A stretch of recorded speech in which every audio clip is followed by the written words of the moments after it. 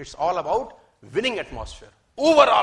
Overall जो aura है ना, ओवरऑल ऑरा, वो आपको सफल बनाता है या असफल बनाता है। समझाने का कोशिश करता हूं। मैं फिर चलता हूं कालखंड में, करीब करीब 10,000 15,000 साल पहले, एक युग में जिसको बोलते हैं द्वापर। क्या बोलते हैं? द्वापर। क्या हुआ द्वापर में? महाभारत हुआ, है ना। महाभारत में एक एपिसोड है बहुत शानदार, जो बहुत कुछ सिखाने के लिए है, और आप साथ लेके जाइए जितने लोग ऊपर बैठे हैं, जितने लोग नीचे बैठे हैं। महाभारत में एक एपिसोड हुआ कि उसमें एक मार्मिक टच है। हालांकि तो युद्ध हुआ तो दोनों तरफ से लोग मरे। 18 अक्षौणी सेना थी। 18 अक्षौणी। 18 अक्षौणी का मतलब, अब डिटेल में समझाने का मत बोलना कि एक अक्षौणी में कितने रथ होते हैं, कितने हाथी होते हैं, कितने घुड़सवार होते हैं, अब मत समझिए, मोटा मोटा समझिए। 18 अक्षौणी। 18 में 11 कौरवों के पास थी, 7 पांडवों के पास थी। मतलब पांडवों की सेना 7 अक्षौणी थी और कौरवों की सेना 11 थी। उनकी फालतू थी, कोई दिक्कत नहीं है। बहुत लोग मरे, करीब करीब 1 करोड़ लोग मरे महाभारत के युद्ध में। 1 करोड़ लोग उस जमाने के अंदर। पॉपुलेशन तब भी थी, हमको रोते रहते हैं 100 करोड़ हो गए, तब भी साला 1 करोड़। सो उसमें एक मार्मिक एपिसोड है। मार्मिक एपिसोड यह है कि अभिमन्यु वध उसका सबसे मार्मिक एपिसोड है कि अभिमन्यु को घेर के मारा गया। वो युवराज, एक युवक लड़का जो धनुर्धर था अपने पिता अर्जुन की तरह, उसको घेर के मारा गया उस प्रबल, और सबने मिल के मारा। और उसके अंदर कौरव पे सब बड़े से बड़े लोग थे। सब बड़े से बड़े लोगों ने अभिमन्यु को घेर के मारा। आपने ये जानकारी सुनी होगी, देखी होगी, कही होगी, कहीं ना कहीं पढ़ी भी होगी। लेकिन उस पर्टिकुलर एपिसोड में जो विलेन बना उसका नाम था जयद्रथ। उसने अभिमन्यु वध तो नहीं किया, लेकिन मरे हुए अभिमन्यु को लातों से मारा। जयद्रथ ने मरे हुए अभिमन्यु पे लात मारी। वध में शामिल नहीं था, लेकिन उसने मरे हुए अभिमन्यु को लात मारी। और इतिहास यह बोलता है कि जब अभिमन्यु वध हो रहा था तो अर्जुन अवेलेबल नहीं थे वहां पर, कहीं और गए थे, किसी और युद्ध में थे। लंबी कहानी, उस पर नहीं जाता, लेकिन जो story of moral of the story है वो समझाना चाहता। जब अर्जुन लौट के आए भगवान कृष्ण के साथ, तो उसको पता चला कि मेरे बेटे अभिमन्यु का वध हो गया। लेकिन उसको दुख इस बात का नहीं था कि मेरे बेटे का वध हुआ। बोला तो रण क्षेत्र में योद्धा तो वीरगति को प्राप्त होते ही हैं, लेकिन उसको दुख यह हुआ कि मरे हुए को जयद्रथ ने लातों से मारा। उसने अंजलि में पानी लिया और ओथ ली।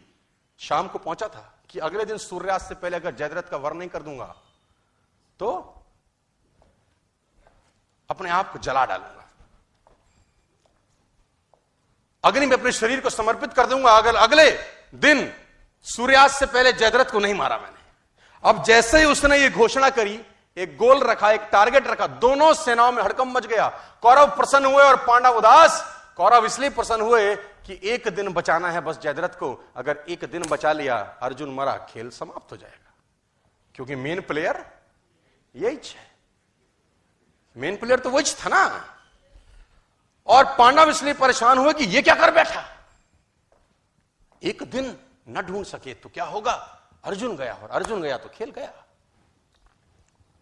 और धर्मयुद्ध था, तो शाम को संध्या के बाद जब सूर्यास्त हो जाता था तो युद्ध नहीं करते थे।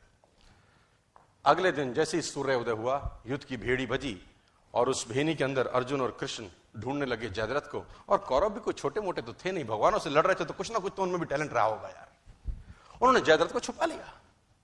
उनका एक ही काम था कि सूर्यास्त से पहले जयद्रथ को छुपा लो बस। और दिन चढ़ने लगा, सांसें चढ़ने लगी, और जैसे जैसे दिन निकलता रहा कौरव और प्रसन्न होते गए और पांडव और उदास। दोपहर निकल गई, युद्ध एक तरफ चल रहा था और अर्जुन और कृष्ण का रथ एक तरफ दौड़ रहा था जयद्रथ को ढूंढते ढूंढते ढूंढते ढूंढते। और आखिरकार वो समय आया जब सूर्यास्त होने को ही था और जयद्रथ अर्जुन को नहीं मिला। सब थक हार के बैठ गए। अर्जुन ने अपना गांडीव गिरा दिया और पांडवों ने भगवान कृष्ण की तरफ देखा और बोला, प्रभु अब तो तुम्हारा ही सहारा है, जयद्रथ नहीं है।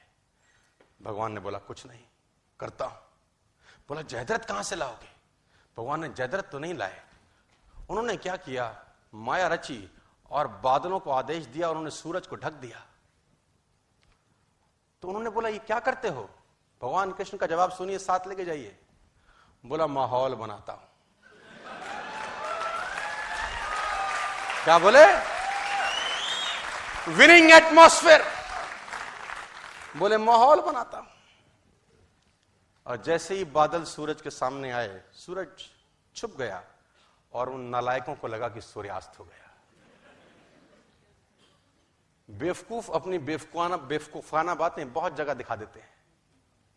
कहते हैं ना, गधे के सर पे सींग नहीं होते, वो अपनी हरकतों से बताता है कि मैं गधा हूं। जैसे ही सूर्यास्त लगा, जो कि हुआ नहीं था, कौरवों ने जयद्रथ को आगे कर दिया। मन तो कर रहा है उनको ऐसी गाली दूं स्टेज पर, ये सालों घंटा 2 घंटा कौन सी चूल मचा रही थी तुमको। लेकिन कहते हैं विनाश काले विपरीत बुद्धि। कौरवों ने जयद्रथ को आगे कर दिया। अर्जुन घुटनों के बल बैठा है, गांडीव उसका गिरा हुआ है, और जयद्रथ अर्जुन को देख के हंसने लगा और गालियां देने लगा। कौरव हंसने लगे और अर्जुन को गालियां देने लगे कि तैयारी कर चिता पे जलने की। और जैसे ही जयद्रथ सामने आया, भगवान ने आदेश दिया और बादल सूरज के आगे से हटे और सूरज सामने हो गया। और जब सूरज सामने हो गया तो अर्जुन भौचक्का सा देखा, ये क्या है? उसने भगवान कृष्ण की तरफ देखा। भगवान कृष्ण ने बोला, देखता क्या है, जयद्रथ सामने है, उठा गांडीव और चला डाल। और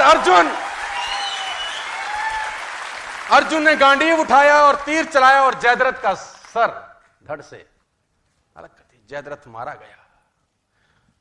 अब अर्जुन अगर ये सोचे कि मैंने मारा है तो वो सोच सकता है। नेटवर्क मार्केटिंग में बहुत सारे लोग ऐसा सोचते हैं कि उन्होंने किया है, लेकिन माहौल हम बना रहे हैं यहां पर। It's all about creating atmosphere. जरूर उसने मारा है, लेकिन वो मार नहीं पाता अगर माहौल नहीं बनता। It's all about creating atmosphere my dear friends. माहौल इंपॉर्टेंट है।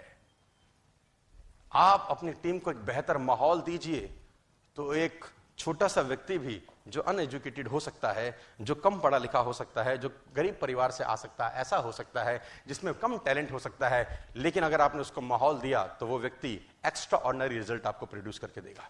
मैं आपको बताना चाहता हूं सर, मैं बहुत जिम्मेदारी के साथ आपको बताना चाहता हूं, सिर्फ माहौल का खेल है। बेकार लोगों को अच्छे माहौल में मैंने कामयाब होते देखा है 15 साल में, और अच्छे लोगों को बेकार माहौल में नालायक होते हुए देखा है मैंने अपने करियर के अंदर। It's all about